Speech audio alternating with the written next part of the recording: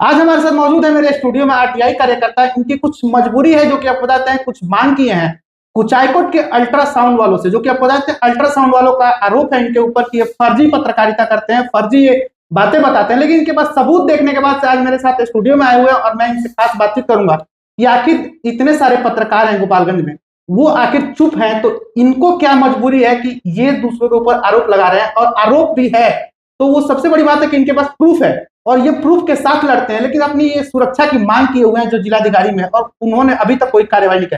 एक महीने पहले का ये बात बता रहे हैं, एक महीने पहले भी एक आरोप लगाए थे और उनको जो लिखित में ये पत्र दिए हुए हैं उसके मुताबिक हम बात करेंगे इनसे क्या कुछ ये बता रहे हैं और क्यों ये आरोप लगा रहे हैं, आखिर ऐसी क्या मजबूरी आई है जो कि ये आरोप लगा रहे हैं। और साथ में पता है कि कुछ इनको धमकियां मिली है, वो भी हम आपको बताएंगे कि कौन कौन है उसमें शामिल, कौन है कि कौन धमकियां दे रहे हैं इनको। और वही बात हम लेकर के इसमें अपने स्टूडियो में इनको बुलाए और स्टूडियो से आकर के ये अपनी लाइव तस्वीरें दिखा रहा हूँ कि क्या कुछ ये बता रहे हैं। पहले सबसे बड़ा पहले स्वागत है आपका। नमस्कार सभी ईमानदार पदाधिकारियों को। आप एक बात बताइए, जब आपके ऊपर आरोप लग रहा था तो आप क्या कुछ किए, जिलाधिकारी में क्या दिए या जिला को सूचना दिए हैं कि नहीं दिए? सबसे पहले जितना अवैध nursing home ultrasound pathology Kuchaikote में संचालित हो रहा है उसके बारे में हमने आरटीआई लगाया था डीएम साहब के पास गोपालगंज। तो उन्होंने पत्र को हस्तांतरित किया सिविल सर्जन के पास कार्रवाई करने के लिए जी। अभी तक कोई कार्रवाई नहीं हुआ, लगभग एक महीना हो गया।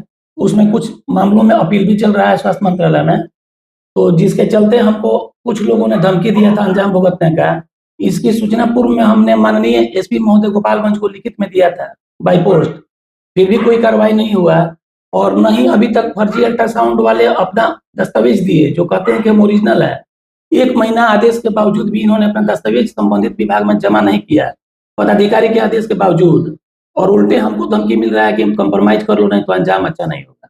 अच्छा, सुनने में ये भी आया कि अल्ट्रासाउंड जो लोग करते हैं वो अगर लड़की होती है तो लड़की के खिलाफ वो लोग मारने की सोची जो सफाई करवा दिया जाता है, वो भी सुनने में आता है। सुनने में कुचायकोट में भी आता है कि लिंग परीक्षण भी होता है जी, लिंग परीक्षण होता है, वो भी टेक्नीशियन नहीं होता है। जो सबसे बड़ी बात है कि लिंग परीक्षण होता है लेकिन उसका कोई एविडेंस किसी के पास नहीं है, एविडेंस मेरे पास भी नहीं है जी, लेकिन सुनने में ऐसा आता है।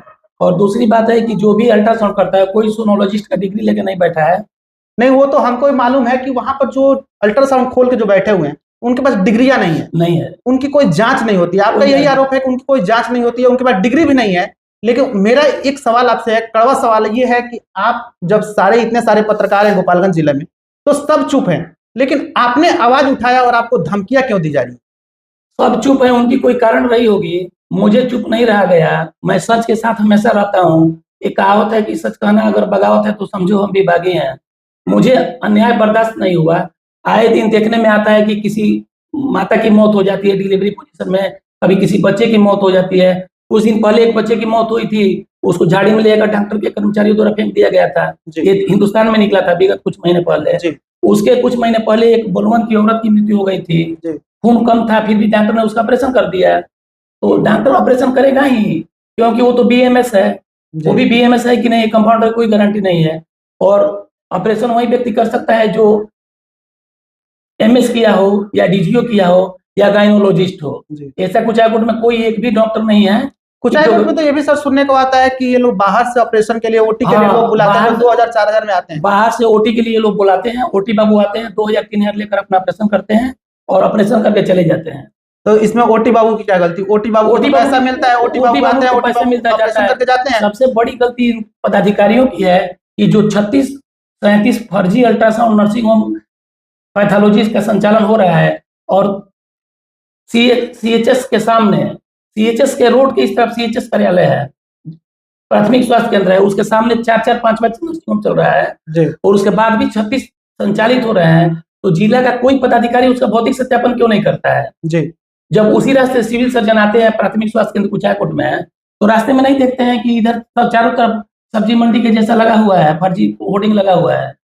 अगर मान लीजिए पत्रकार अगर गरीब की आवाज बनता है तो उसमें आप क्या सहयोग करिएगा पत्रकारों को? लेकिन सबसे बड़ी बात है कि पत्रकारों को मारने की धमकी दी जाती है, उसमें प्रशासन क्या कुछ बोल रही है आपसे? जो आपको धमकियां मिली है कि आपको जान से मार दिया जाएगा, उसमें प्रशासन ने क्या लिखित में दिया? प्रशासन ने क्या लिखित में दिया? मैंने तो लिखित में 1 महीना पहले दिया था, कोई जवाब नहीं हुआ। तंग आकर मैंने परसों पुलिस महानिदेशक महोदय के पास भी लिखित आवेदन दिया है, उसकी प्रति हम केंद्रीय गृह मंत्रालय तक भी दिए हैं अपनी सुरक्षा की मांग के लिए। और हम देखते हैं, आप भी देखते हैं, आए दिन पत्रकार और आरटीआई कार्यकर्ताओं की हत्या हो जाती है। परिवार के साथ कुछ अभद्र व्यवहार हो जाता है। पत्रकारों का तो रूल हो गया कि पत्रकारों को आजकल जला के मार दिया जाता है। ये भी हमने खबर देखा है, खबर सुना है, खबर के लिए आवाज भी उठाया है कि पत्रकार क्या, महाकुंभ में आप जाइएगा तो पत्रकार पिट रहे हैं, आखिर क्यों नहीं? वहां प्रशासन के सामने ही पत्रकार पिट रहे हैं। वैसे ही पत्रकारों की क्या कोई इज्जत नहीं है या कोई छवि नहीं है? यहाँ पर ये भी एक पत्रकार है जो कि आपको बताते हैं आरटीआई की सूचना मांगते हैं और सूचना के अधिकार से इनको हक है कि सूचना मांगे और सूचना आप लोगों को देना है। लेकिन सबसे बड़ी बात है कि इनको जान से मारने की, हत्याएं करने की इनकी जब धमकी आई तब ये अपना खबर दिखाए और आपको बोलने का मौका दिए कि आखिर हम क्या कुछ हैं। लेकिन सबसे बड़ी बात है कि इनका जो मजबूरी है वो हम जानने के प्रयास करेंगे कि आखिर क्यों ऐसा लोग कर रहे हैं जो कि नर्सिंग होम खोल के बैठे हुए हैं जिसके पास डिग्रियां नहीं है। सबसे बड़ी बात है कि डिग्रियों की जांच होनी चाहिए और डिग्रियां नहीं है तो आखिर क्यों वो लोग नर्सिंग खोल के बैठे हैं? नर्सिंग होम जो चला रहे हैं उनके पास डॉक्टर की व्यवस्था भी नहीं है और डॉक्टर बाहर से आते हैं, 2000-4000 लेते हैं और चले जाते हैं। लेकिन जच्चा बच्चा की मौत हो जाती है, ऑपरेशन के दौरान भी जच्चा बच्चा की जो मौत होती है उसकी जिम्मेवार कौन? उसी के लिए इन्होंने आवाज उठाया और इनको जान से मारने की धमकी दी जा रही है।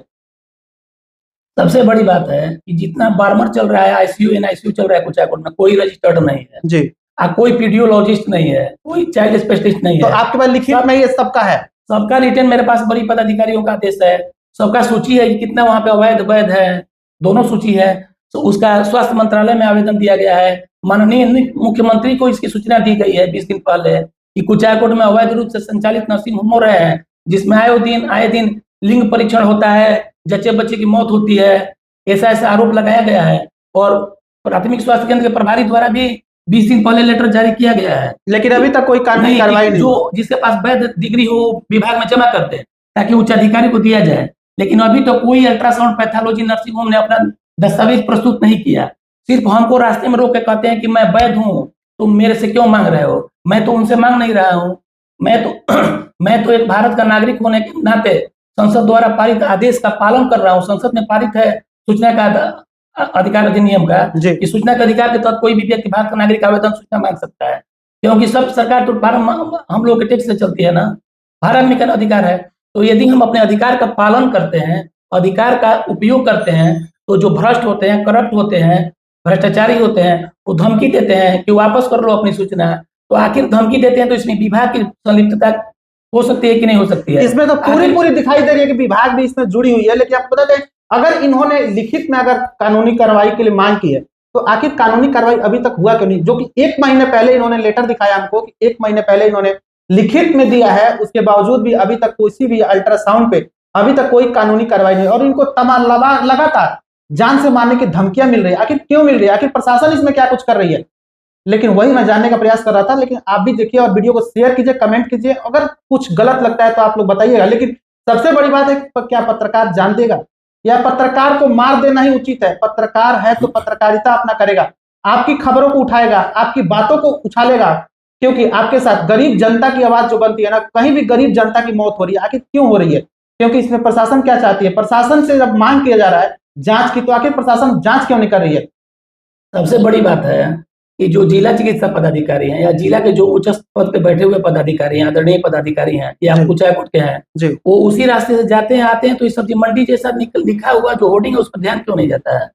नहीं, कहीं ना कहीं से मिली भगत होगी। कहीं ना कहीं हमको लगता है कि चढ़ावा ऊपर तक जाता होगा जी। और कुल मिलाकर एक चिकित्सा रैकेट संचालित हो रहा है।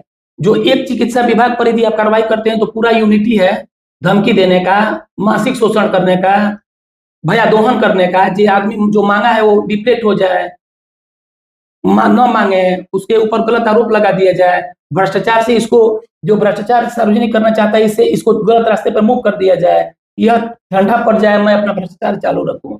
लेकिन कुछ डॉक्टरों का ये भी कहना था कि मैं ऊपर भी चढ़ावा देता हूँ। चढ़ावा का मतलब हम समझ नहीं पा रहे।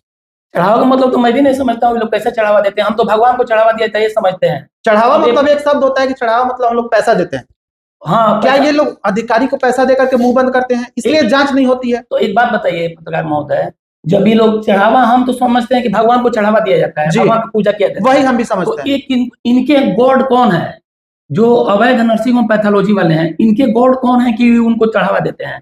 जिला का कोई विभाग का पदाधिकारी है कि पटना स्वास्थ्य मंत्रालय का पदाधिकारी है? ये तो जांच का विषय है। सबसे पहले मुद्दा है कि 1 महीना हुआ, मुख्यमंत्री से लेकर यहाँ से गृह मंत्रालय से लेकर डीएम साहब के व्हाट्सएप पर भी भेजा गया है, टोटल लिखकर निवेदन किया व्हाट्सएप सोशल मीडिया के द्वारा उसके बाद भी 1 महीना तक आवेदन देने के बाद भी पूर्ण रूप से संचालित रहना, पूर्ववत बरकरार रखना और किसी प्रकार का कोई बंदी न होना, ये परिलक्षित कराता है कहीं ना कहीं सिस्टम की मिलीभगत है।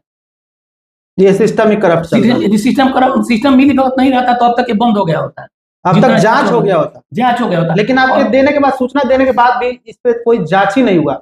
आखिर ये किसकी गलती हो सकती है? अच्छा, दूसरी बात है, जो लेटर निकला है 36 अल्ट्रासाउंड पैथोलॉजी का, उनसे लेटर निकालने के बाद अब तक पूछा जाता कि यदि तुम अपना क्लिनिक बंद रखो, लेटर का दस्तावेज जमा करो, जो कागज मांगा गया सर्कुलर के हिसाब से चला रहे हो वो जमा करो, यदि नहीं जमा करते हो तब तुम्हारा हॉस्पिटल सील कर दिया जाएगा, तुम बंद कर दो। तो लेटर निकाल कर 10-15 दिन से खाना पूर्ति किया जा रहा है। पहले सील करें कि अपना जवाब दो, कागज है तो दो, फिर तुम्हारा सील छोड़ दिया जाए। कानूनी कार्रवाई तो यही होती है कि पहले उसको सील किया जाए, उसके बाद दस्तावेज जमा करेगा, उसके बाद से उसका फिर से चालू होगा। तो अगर उसके बाद प्रॉपर दस्तावेज पाया जाता है तब ये नहीं कि फिर से मिलीभगत होकर के और पैसा लेकर के उसको छोड़ दिया जाए। तो एक बात बताइए, 19/12/2024 को लेटर जारी होता है कि 2 दिन में आप जवाब प्रस्तुत करें ताकि उच्च अधिकारी को दिया जाए, और आज 1 महीना हो गया। तो मैं विभाग से भी जानना चाहता हूं कि विभाग का 2 दिन कितने दिनों का होता है, और 2 दिनों में जब वो नर्सिंग होम वाला अपना दस्तावेज प्रस्तुत नहीं करता है तो पदाधिकारी ने उसको सील क्यों नहीं किया? कहीं विभाग का मतलब ये होगा 2 दिन का मतलब 2 महीना हो सर, हो सकता है, साल भी हो सकता है, क्योंकि 1 महीना तो हो गया लेकिन 2 दिन नहीं आए, तो कहीं 2 महीने बाद कहीं कानूनी कार्रवाई हो सकता है। जब तक मेरे साथ कोई अप्रिय घटना ना हो तब तक कोई काम ना हो। नहीं, अगर आपके साथ कोई घटना होती है तो उसकी प्रशासन जिम्मेवार होगी। प्रशासन जिम्मेदार, जहां आपने दिया है ना, आपने आरोप लगाया है, आपने दिया है लिखित में, तो आपकी जिम्मेवारी तो प्रशासन ले सकती है ना। जहां जहां हमने आवेदन दिया है, गोपालगंज प्रशासन हो, संबंधित प्रशासन, या कुचायकोट हो, या मुख्यमंत्री सचिवालय हो, या स्वास्थ्य विभाग हो, या अवैध रूप से संचालित करने वाले नर्सिंग होम पैथोलॉजी अल्ट्रासाउंड हो, यदि मेरे साथ कोई अप्रिय घटना घटती है तो जहां जहां मैंने आवेदन दिया है और जिसके खिलाफ दिया है उन सबकी जिम्मेदारी है। आपको सुनने में आया था कि फेसबुक पे कमेंट आया था जान से मारने? हाँ, फेसबुक पे कमेंट आया था घर से उठा लेने के। घर से उठा लेने के। हाँ, तो वही होता है, घर से उठाए जान से मारे। ये भी बोला गया था कि कुचायकोट है, यहाँ पे चिड़िया एक पंख से उड़ती है तो दूसरी पंख से अपना पिछवाड़ा ढकती है। सही बात बोल रहे हैं, जिला गोपालगंज भी है। जिला गोपालगंज मछली के मुड़ा के लिए जब जान चली जाती है तो फिर क्या हो सकता है? आप लोग भी सोचने वाली बात है कि आप लोग देखिए, एक पत्रकार को ऐसी धमकी देना कहां तक सही है, और आखिर क्यों दिया जा रहा है? अगर कोई आवाज उठा रहा है किसी के खिलाफ तो पहले उसको परखा जाए कि आखिर क्यों उठाया है, क्यों इसके खिलाफ बोल रहा है। क्या वो ओरिजिनल पेपर के साथ रेडी है, या फिर उसके साथ दिक्कत है इसलिए वो आवाज उठा रहा है? और घर से उठाने वाली बात हो जाती है, घर से उठाना आखिर ये क्यों? मजबूर होकर के ना कैमरे पे आए। कैमरे पे आने का मतलब इनका क्या था? कैमरे पे आए इसलिए कि इनकी समस्याओं को समाधान हो। लेकिन सबसे बड़ी बात है कि पत्रकारों को धमकी दे दिया जाता है, पत्रकारों को मारने की धमकी दिया जाता है। आपने तमाम खबरें देखी होगी, पत्रकारों को जान से मार दी जाती है, पत्रकारों को जला दिया जाता है। इसके बावजूद भी कोई प्रशासन कदम नहीं उठा पाती। आखिर क्यों? आखिर ये भी कहीं ना कहीं मिलीभगत हो सकती है। लेकिन सबसे बड़ी बात है कि इतने सारे अल्ट्रासाउंड जो चल रहे हैं कुचायकोट में, आखिर इनके ऊपर कार्रवाई क्यों नहीं, इनकी जांच क्यों नहीं होती है? कि जच्चा बच्चा दोनों की कभी कभी मौत सुनाई देती है, उसके बावजूद भी प्रशासन आती है और देख के चली जाती है। आखिर क्यों? वही लेकर के मैं सामने आया था, और इनसे और भी कुछ खास बातचीत जानने की कोशिश करेंगे कि आखिर इनके साथ जो ये सब कर रहा है, उनका नाम तो अभी नहीं हम डिस्क्लोज रखेंगे, बताएंगे नहीं। लेकिन सबसे बड़ी बात है कि इनको जब कोई दिक्कत होगी या इनके साथ कोई घटना हो जाएगी तो उसका जिम्मेवार कौन, ये थोड़ा आप लोग बताइएगा, कमेंट करके अपना राय दीजिएगा। तब तक के लिए जय हिंद। जय हिंद।